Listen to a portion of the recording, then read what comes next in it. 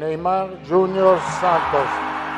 Colemos Neymar, no porque pensamos que va a ser. সবুজ কালিচায় শেষ কবে সে চিরচেনা জাদুকরী ড্রিবলিং বা মোহনীয় কোমর দুলানো সাম্বা নৃত্য দেখা গিয়েছিল তা হয়তো ফুটবল রোমান্টিকদের স্মৃতিতে কিছুটা ধুলো জমাতে শুরু করেছিল। কখনো চোটের নিষ্ঠুর ছোবল, কখনো বা ফর্মের আকস্মিক হারিয়ে যাওয়া, সব মিলিয়ে ব্রাজিলের সেই চিরসবুজ পোস্টার বয়কে নিয়ে সংশয়ের মেঘ জমেছিল ব্রাজিল সমর্থকদের মনে।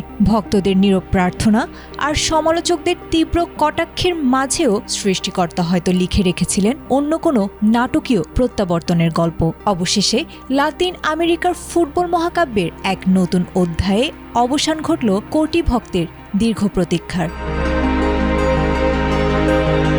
রিও ডি জেনেরিওর মিউজিয়াম অফ টুমোরোতে অন্তত ৭০০ সাংবাদিকের অধীর উপস্থিতিতে ২০২৬ বিশ্বকাপের জন্য ২৬ সদস্যের চূড়ান্ত দল ঘোষণা করেছেন ব্রাজিলের ইতালিয়ান মাস্টারমাইন্ড কার্লো আনচেলোত্তি। আর সেই তালিকায় সবচেয়ে বড় স্বস্তি ও রাজকীয় প্রত্যাবর্তনের নাম নেইমার জুনিয়র। ২০২৩ সালের অক্টোবরের পর থেকে জাতীয় দলের বাইরে থাকা এবং বর্তমানে শৈশবের ক্লাব সান্তোসের চোটের সাথে লড়াই করা এই ৩৪ বছর বয়সী তারকাকে ঘিরেই মূলত সেজেছে আনচেলোত্তির এবারের রণপরিকল্পনা।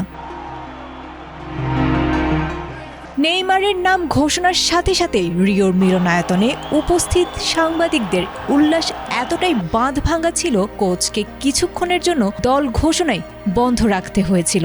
এই আবেগ কেবল সংবাদ সম্মেলনে সীমাবদ্ধ থাকেনি। টেলিভিশনের পর্দায় যখন নেইমারের ছবির পাশে ভেসে ওঠে বাতে নো পেইতো বা বুকে হাত দাও, তখন মুষ্টি উঁচিয়ে উল্লাসে মেতে ওঠেন ব্রাজিলের কিংবদন্তি defender Marcelo.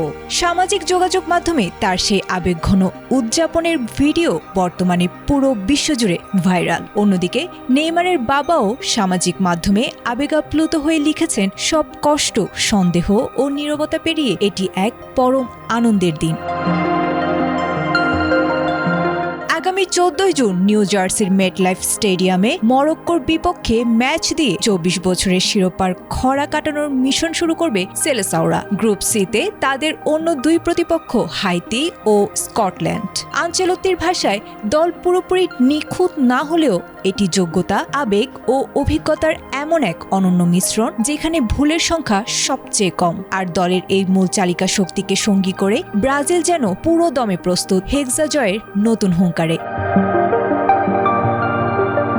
Ayesha Akter, ATN Bangla.